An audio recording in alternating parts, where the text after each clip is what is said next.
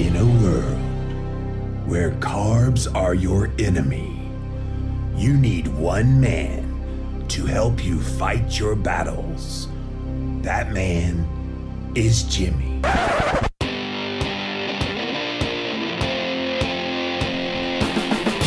Combating nutrition disinformation and general bull. It's Jimmy Rants. JimmyRants.com. What's up, you guys? Welcome back to another Instagram Live, and we're here with another episode of Jimmy Rants. JimmyRants.com is the website, and we have a pretty special show if you've never seen it before. The way it works is we start off over on Instagram. So if you're not following me on Instagram right now, head on over there and follow @LivinLowCarbMan. That's LivinLowCarbMan.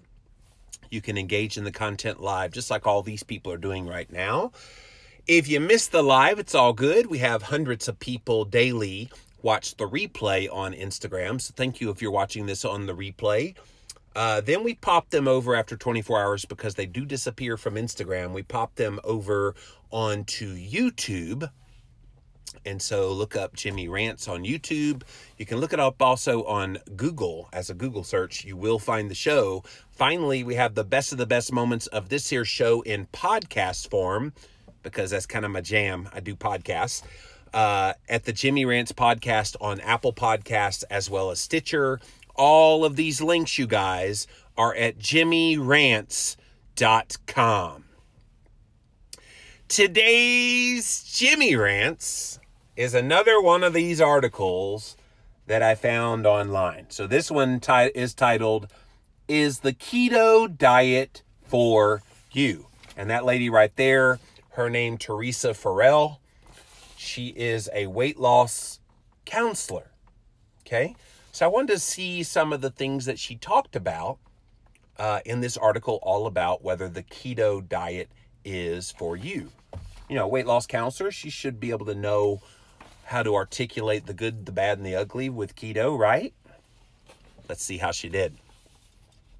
Before deciding about whether you go keto or not, what exactly is a keto diet? The diet is characterized by a dramatic reduction in carbohydrates. That's true. And a large increase in fat intake. That's true as well. A classic keto diet, and here's where she goes a little off the rails, is 87 to 90% fat. All right, the 87 to 90% fat when it comes to keto is not what I would refer to as nutritional ketosis. That is a therapeutic diet for kids with epilepsy.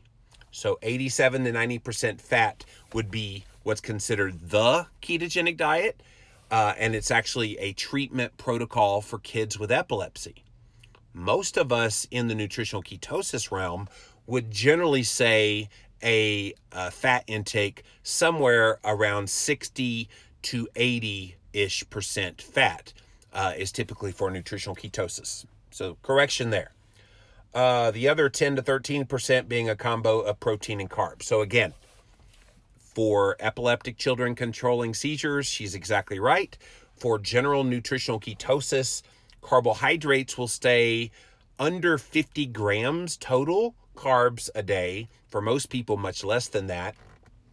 And then protein will make up the rest, which will be somewhere around 15 to 20 for most people % of their calories. Okay? So, without carbs, the body's typical go-to fuel, that's what she wrote, the body's typical go-to fuel. So yeah, if you're eating crap and eating a bunch of junky carbs, yes, that will be your typical go-to fuel. Does the body run well on that fuel? Not really.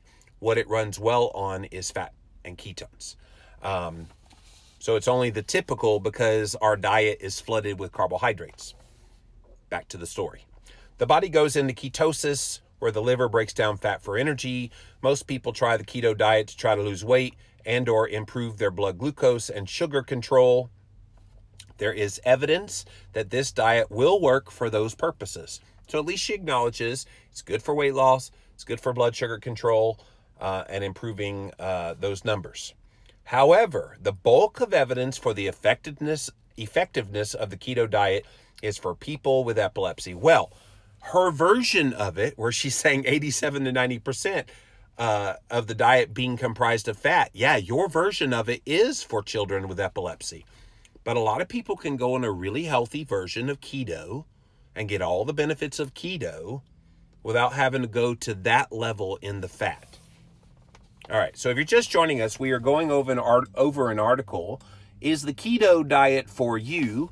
By this weight loss counselor named Teresa Farrel.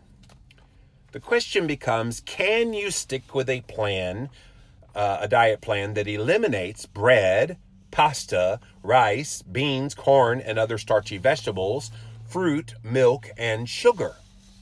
Can you? It's the wrong question, lady. Teresa, you should know better. If you ask it in that many terms, most people who are currently eating bread, pasta, rice, beans, corn, starchy vegetables, fruit, milk, and sugar, if they're currently eating those things and you're like, you can't have those, what's the natural inclination? What are they going to say? They're going to say, no, because they don't understand that none of those foods are really nourishing their bodies. They don't understand that those aren't the foods that are going to make them feel well. They don't understand the negative implications that those foods are having on their bodies until they eliminate them. And when they eliminate them or greatly reduce them, then they start feeling better. And then they make the connection between when I eat those foods, then I feel this way. But to just say, can you stick with a plan that eliminates those things? Duh, what's the answer going to always be? I continue. Fats should make up the bulk of your diet. Recommended fats are olive oil, flaxseed oil, avocado oil, butter, coconut oil, cheese, and animal fats. There's a lot more fats that you can have than just those. About the only one on that list that I would be, is flaxseed oil. Nothing inherently wrong with flaxseed oil unless you're a dude. There are some known consequences to flaxseed oil with men and prostate health. So just a quick FYI there. Please note that the American Heart Association recently warned that coconut oil is loaded with saturated fat and may raise your LDL bad cholesterol. Well, the American Heart Association can kiss my tail or kiss my keto, because coconut oil is life. Can I get a witness, anyone? And so what they say about coconut oil is just more of the tiresome argument that they've always made, that it's 90% saturated fat, and then you all know that the saturated fat is going to raise your LDL cholesterol, which is your bad cholesterol. It's going to clog your arteries.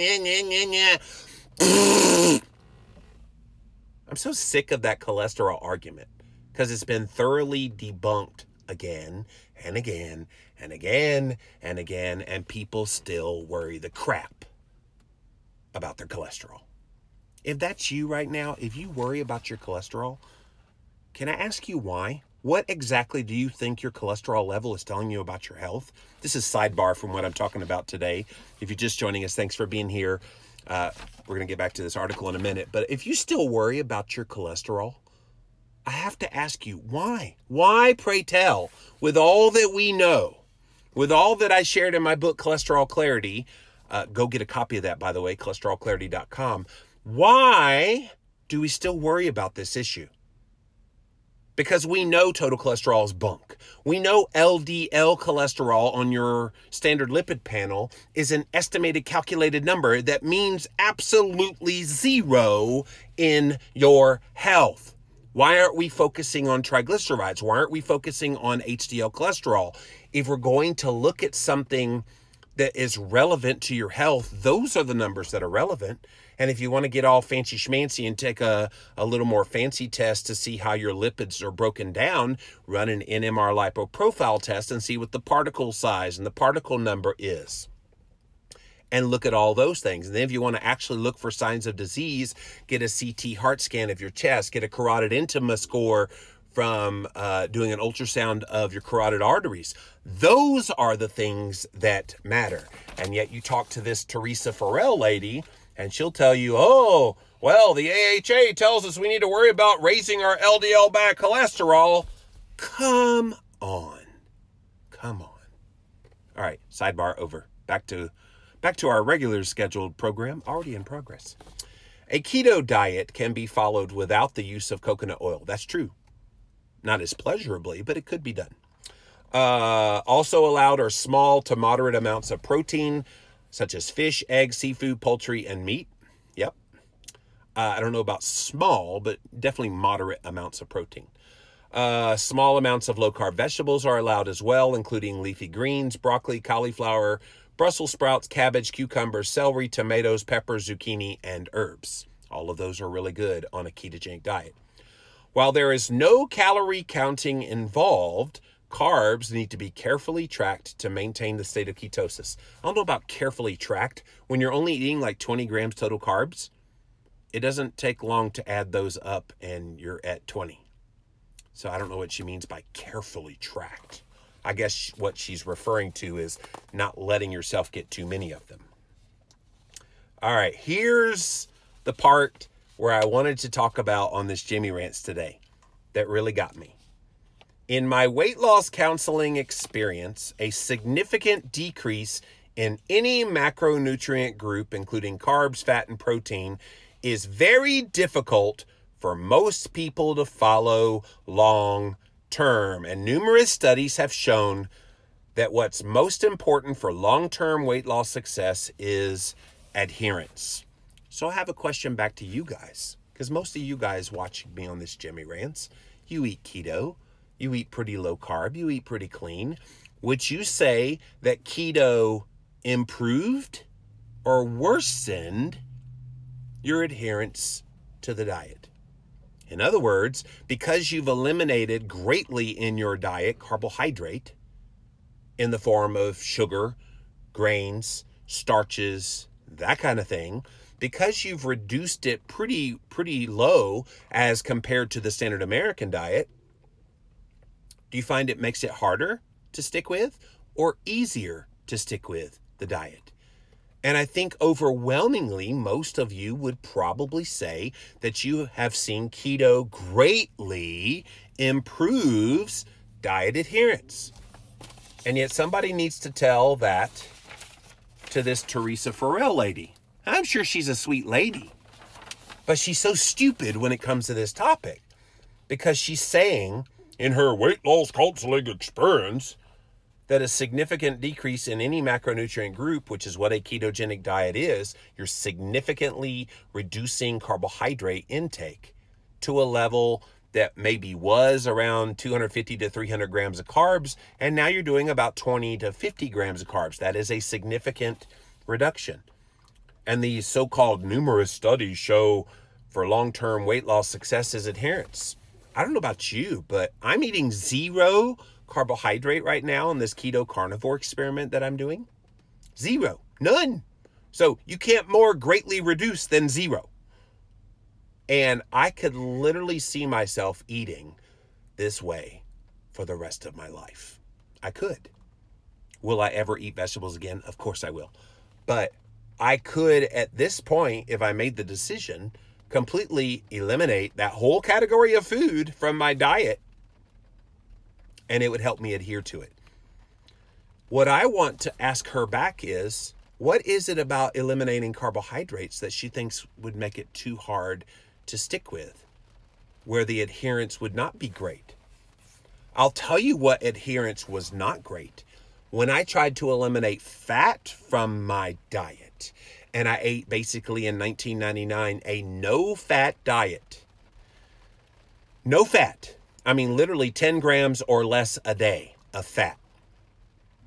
And I had a whole lot of carbohydrates, and I don't even remember what the protein was, but it wasn't about that to me. It was just about keep the fat grams low. Can I tell you how hard that was to adhere to? That was probably the hardest thing I've ever done when it comes to a diet. You want to know what the easiest thing I've ever done when it comes to a diet is? Just eating meat and animal-based foods. This has been the easiest thing I've ever done when it comes to a diet. Even easier than keto, which keto's easy. But this has taken the easiness to a whole nother level. When it's time to have a meal, I have the meat. I have maybe some cheese on top of the meat. And I eat that. And then I don't eat for hours upon hours upon hours upon hours. And I don't think about food at any point during that time. And then when it's time that I get hungry again, I eat another meal, more meat, more animal-based foods, and I'm satisfied. It's delicious foods, by the way.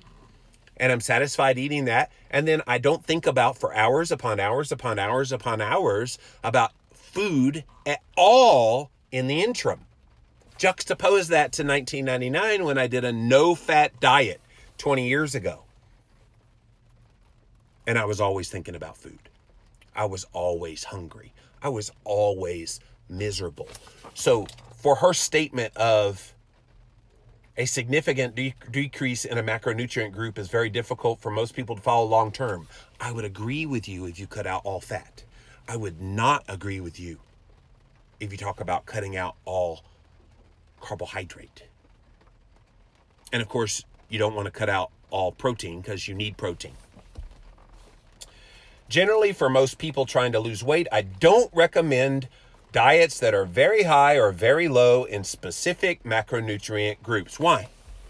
Why, lady?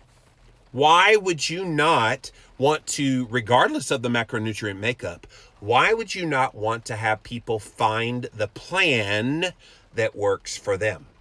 And if that means a low-carb, high-fat diet, you should support them. If that means a low-fat, high-carb diet and they like that, you should support them. If that means a mostly vegan diet, then you should support them. If that means someone wants to eat an all-meat diet, that means you should support them. What is this nonsense about, I don't recommend diets high or low in specific macronutrient groups? She goes on to say there are easier, much more balanced approaches to weight loss. You know what a balanced diet did for me, lady? It made me fat. You know what a balanced diet did for me? It made me hungry. You know what a balanced diet did for me? It kept me strung along like an old girlfriend that you really needed to break up with, but you didn't have the heart to tell her you weren't in love with her anymore. You strung her along and strung her along and strung her along. That's what a balanced diet did for me. And it was keto that swooped in, swept me off my feet, and impressed me to the point that I figured I want to be with this diet for the rest of my life. And that's what I've done. So it does make me mad when I see people like Teresa Farrel trying to tell me that I need to eat more balanced in my diet. Plenty of evidence supports having a more balanced diet plan while decreasing calories can help you lose weight. All right, so I'm supposed to eat balanced, whatever the bleep that means, and then I'm supposed to cut my calories. Teresa, how am I not supposed to be hungry? Please, pray tell me how I'm supposed to not feel hunger. Please, pray tell me how I'm not supposed to think about food on an hourly basis eating that way. Most of us that are watching this right now, most of us have tried that so-called balanced approach. And balanced approach was about as imbalanced for our weight and our health as anything we've done other than a crappy garbage diet. Balanced diets are a joke. One big fat joke. And the sooner we learn that, the sooner you start teaching this to your weight loss clients, Teresa, the sooner you're actually going to help them. Fired up today here on Jimmy Rants. There are some people who prefer and can adhere to a very restrictive diet long term. You bet there is. And for a small percentage of people, the keto diet may be a good choice. Small percentage? What right does she have to tell us and quantify how many people will do well on a ketogenic diet over the long term? Small percentage? Biased much, Teresa? Small percentage? How does she know it's not a large percentage that does well? Oh, that's right. It doesn't fit within her paradigm of a balanced diet. And what I would want to know from her is, why does she believe that some people do well adhering to this very restrictive diet over the long term? Why does that small percentage, as she calls it, do well? Especially when she made the comment earlier that a decrease in a macronutrient group, such as carbohydrate, is very difficult to follow long term. Her logic doesn't match up. And it frustrates me to no end that people like this will write an article probably discouraging some good people that would do well on a ketogenic diet. Oh, well, I said a small percent. No, you told people that it's very rare. You probably won't do well. You need to eat more balanced diet. You're a part of the problem, Teresa. You're a big, big part of the problem. You're not helping people. I'm about helping people. You're not helping anybody with this advice. She continues. Side effects are possible following a keto diet, such as the keto flu, which we've talked about before. There is no such thing as a keto flu. Get your freaking electrolytes in balance and it won't be a big deal. But she says fuzzy thinking, nausea, fatigue, headaches in the first 4 or 5 days as your body adjusts to your new way of eating. Doesn't have to be if you get salt, magnesium, potassium, water. Mic drop. That's it. That's it. People may also experience hypoglycemia, low blood sugar. No, you will not. No, you will not. You will have lower blood sugar, which means normal blood sugar. But you're not going to have hypoglycemia from eating keto. Stop it. Just stop it. Dehydration? Hello. Drink enough water and you won't get dehydrated. Nutrient deficiencies. That one cracked me up when I read that one. What, pray tell, nutrient deficiencies will I have, Teresa Farmer? Please tell me. Or Teresa Farrel, excuse me. Please tell me. Please tell me what nutrient deficiencies a ketogenic diet induces. I encourage you to read my book, Real Food Keto. We have a whole section in the book on all the vitamins and minerals and all the keto foods that you can eat to get all the complete vitamins and minerals that your body will ever need to be optimally healthy. So stop being stupid, educate yourself a little bit, and you won't write stupid articles like this one that make you look like a fool. And you're supposed to be a professional. A weight loss consultant, counselor, professional. You just look stupid to me. Kidney stones.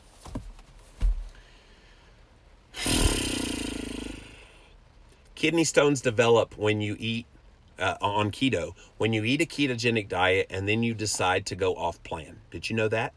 Dr. Adam Nally, when we used to do keto talk together, he explained this to me. He said, oh yeah, he sees patients come in that have kidney stones. Oh, keto gave me a kidney stone. And so he goes back through their charts of what they ate, and he finds they eat keto and they're doing really well. Then they decide to have a cheat meal. And that cheat meal is what helped develop the kidney stone. So let's don't blame that on keto. And then GI issues such as constipation.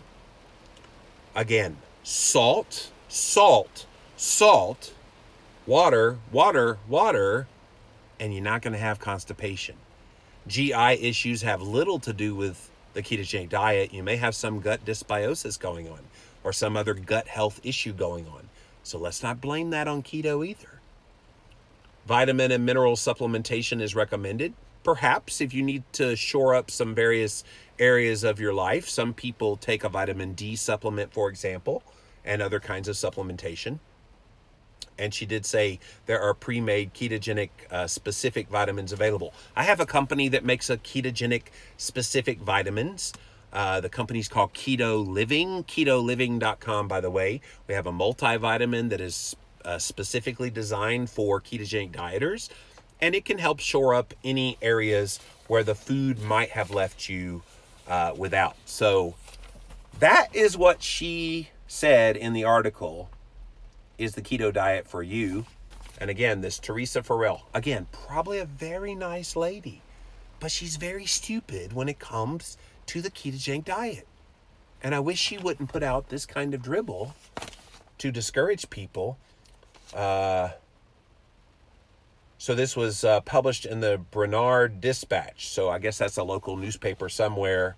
It just got my goat today. So what the bottom line here is keto greatly improves that adherence. That was her big problem, is that she didn't think people could adhere to a diet that eliminated some category of macronutrients. And I'm here to tell you that keto probably is easier to stick with than probably any diet you've done before. All right, let's see what you guys have to say. I was fired up today, so thanks for being here, you guys.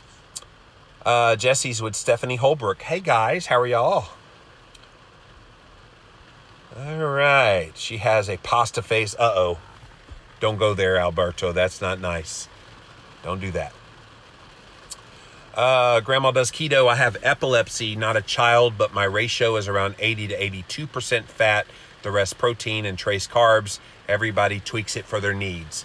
Yeah, so if you missed the beginning, Teresa, when she was describing the keto diet, she said it's 87 to 90% fat. And she's talking about the therapeutic use for people with epilepsy trying to control seizures. That's not nutritional ketosis, which can be a lot more flexible and lower in the fat, somewhere around maybe 60 to 80% for most people, and still be in ketosis, and the rest are protein and carbs. Hashtag coconut oil is life, says Keto Glow. Thanks for watching, by the way. Your fangirl thing yesterday was pretty funny to me. Thank you for that. Ashton says, amen to coconut oil. Boom. Clegadier, I'm 3 weeks into carnivore. My recovery from workouts is through the roof. 47 years old, recovering like I'm a 30-year-old. It's crazy how quick it improved. Yeah, but don't tell that to this lady. She'll tell you that it's hard to adhere to that. How in the world are you adhering to that? Oh, please do that again. What did I do, Keto Glow? I was on a roll with my ranting. I don't even know what that was responding to. Susan says, I love how they always downplay all the proven benefits and go back to the heart association lies. That is the funny thing. And this lady is somebody who works with patients, clients in her weight loss counseling. So she sees the real world of what people deal with. And yet she doesn't want to acknowledge the good stuff that happens with including saturated fat in the diet, for example, but she sure does want to warn you about the so-called cardiovascular risks. As soon as I hear someone say LDL is bad, HDL is good, I turn my ears off, says Alberto. Well, it's certainly not that simple anymore. No, it's not. Quite definitely improved my adherence, says Russ. Yeah, for most people. Aunt N4 says it's easy. Ashton says, I have no problem adhering to keto. Wouldn't eat any other way. Susan says, I've been keto for 2 years, longest I've ever stuck to any way of eating. That was the funny thing for me. When I went on the Atkins diet in 2004, I was like, okay, we're going to lose a little weight with this and be done with it. And what I found was I enjoyed it so very much that when it came time to, quote, end the diet, I didn't want to end it. And I haven't ended it ever since. I've been eating carbohydrate restriction for 15 plus years now. Alberto, keto is difficult to follow over a long-term period, says Krispy Kreme. You're full of it, dude. I love it. Keto Stoner improved. A few years ago, I fought tooth and nail for 2 years just to lose 70 pounds. In the last 7 months, 70 pounds has made the weight fall off because I'm not constantly obsessing over food and calories. It's amazing when you find the diet that's right for you, which keto is for so many people, it frees you up. And the joy that comes from that is something this Teresa lady just doesn't get. It makes it easier for me. I don't feel deprived. Yep. Grandma does keto, says keto improves diet adherence to such a degree that it's a lifestyle with zillions of options and cookbooks. She's just full of carbs. Maybe she still wants her carbs like that guy I talked about on Jimmy Rants yesterday. Perhaps that's part of this discussion too. You can justify eating your carbohydrates if everything is in a balanced diet, right? Keisha says it's not hard to stick to, but the initiation seems to be hardest for people. I've done it for over 18 months, so I find it easy to stick with. Keisha, you're right. In the early days, it can be hard, especially coming from crappy garbage. But what I tell people is you can't just do this for a few days and, oh, that didn't work. I always tell people, if you're going to go keto for 60 days. Because if you do it for 2 months and you do it well for 2 months and you don't start feeling better, then maybe you need to find something else. But most people within a couple of weeks, they're going to start to feel so much better that they're going to stick with it for life. That first time was strictly calorie counting all the healthy grains. I ate rice and would binge eating everything for the rest of the night. I think we've all done that. Mama Ors says, it's my lifestyle now, not a diet. Yep. Anne says, improved to the point that I don't consider it a diet, but a lifestyle. That's the other thing. Every time I read one of these articles, like this one from this Teresa Farrel lady, they always like to focus on the weight loss benefits. And so it's a diet to produce weight loss. And what I try to get people to think about with my Jimmy Rants episodes is make it a lifestyle, a way that you eat to live for your health. And if you make that little change in your brain, it seems so insignificant at face value. But when you think about a diet for weight loss versus a way of eating that's a lifestyle that you're going to eat for the rest of your life for your health, that latter one has so many legs that will last for many years to come. It kind of helps you stick with it a lot better than thinking of it as a diet for quick weight loss. Russ says she's not wrong about adherence. However, it's important to note that we found a diet that is nourishing, doesn't make us want to search out for crap or limit us with how much food. Exactly. Cutting fat is pure torture, says Keto Stoner. I was miserable in 1999 when I cut out all the fat. It was no bueno, as I like to say.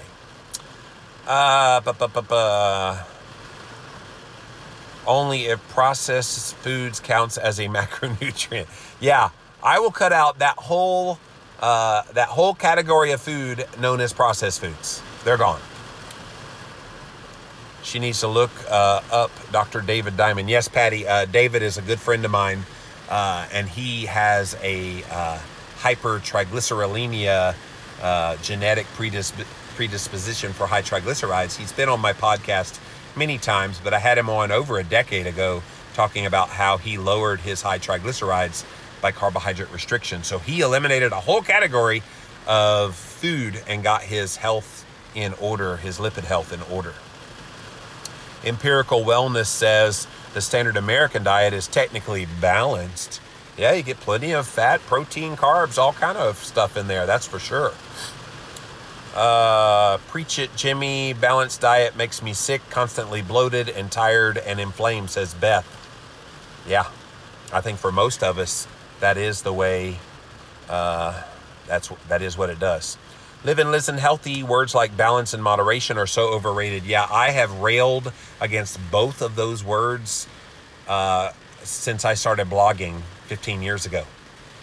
And it's disgusting, that vernacular in the diet world.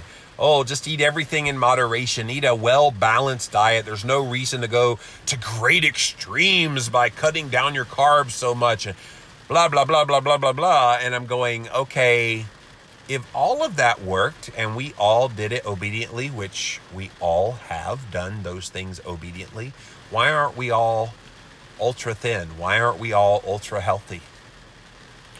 Why are people getting healthy eating keto when those things didn't work? Again, I want to ask weight loss counselors and specialists like this Teresa Farrel lady, why are people getting better? What is it about a ketogenic diet? And don't tell me there's a very small minority of people that do well on it. Don't just say that. Figure out why we do well on it. That's what I want to know. A balanced diet gave me diabetes and fatty liver. Both are reversed since I went keto. So kiss my keto lady, says Ashton. You go. That's awesome. My brother is on a low-fat diet, says Bonnie, and is always hungry. It's hard not to be hungry when you eat that way. Black and Keto. What's up, Carlos? What's so restrictive about keto? I eat good and plenty for my body. And Carlos actually works out pretty good in the gym as well. And so he's got to keep that manly figure, muscular figure. Selena says, I experienced low blood sugar on the SAD diet. My doc once wanted to put me on meds for depression. I'm keto now with no problems. And see, that's another thing. They don't want to acknowledge that people come off of medications and see massive improvements in various, especially mental type of issues that people are dealing with and mood issues. It all gets better on keto. Again, why? Why?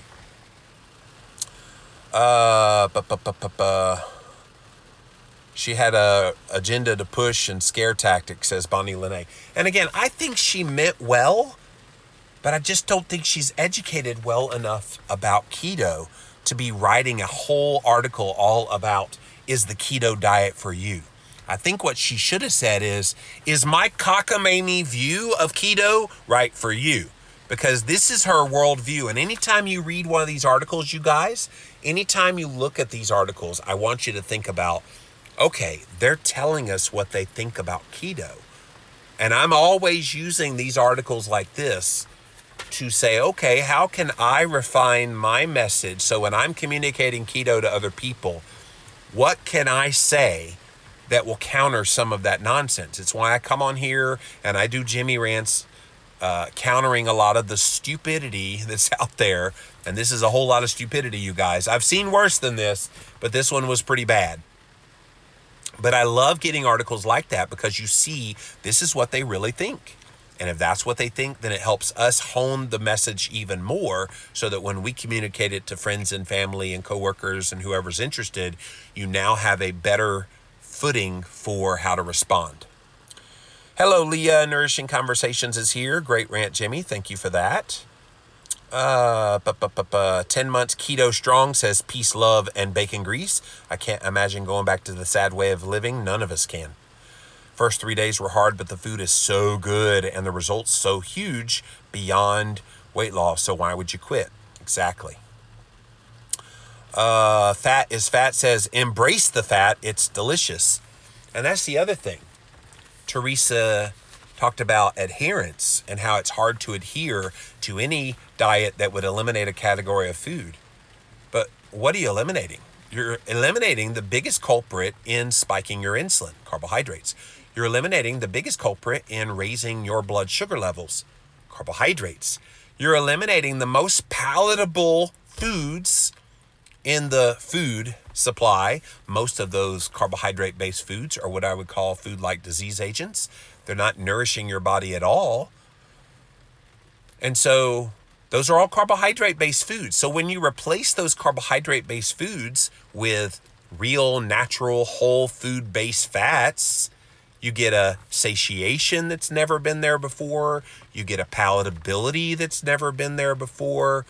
You will stick to that diet better than anything you've ever done in your life. And I just wish that we could get people like this to simply acknowledge that there are great benefits when you eat this way.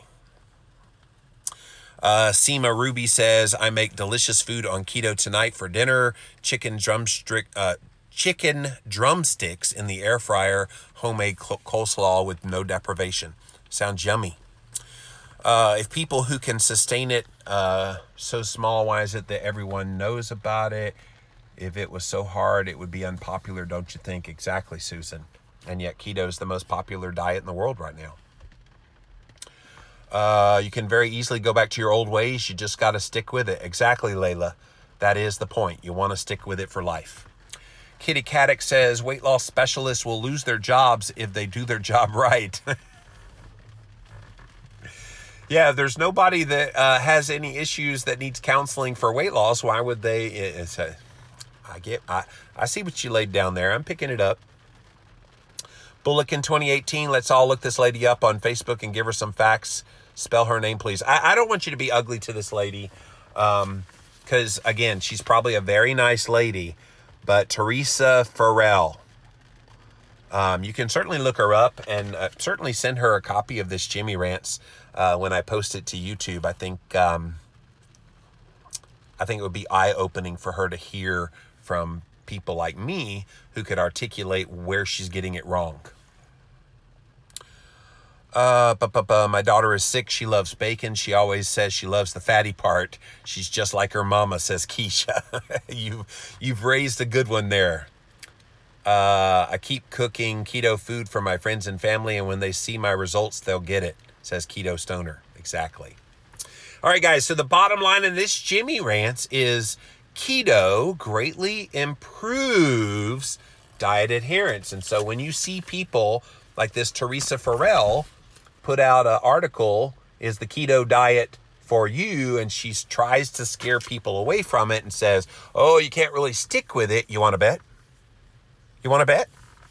And I think the more of us that share how we do stick with it, and the more she realizes we're not the exception, we are the rule, then I think more people like her and her ilk might start to be supportive of people that choose to go on a low-carb, moderate protein, high-fat diet for their health.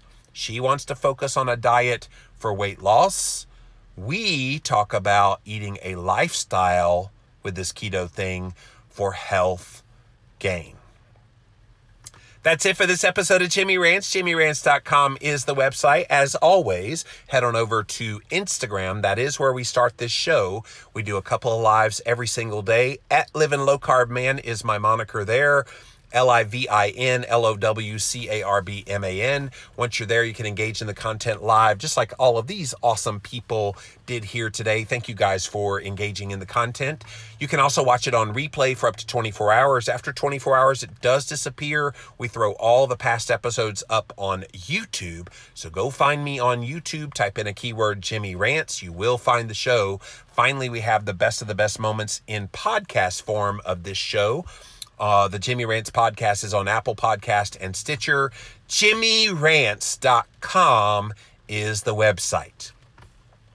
So until next time, we'll see you then.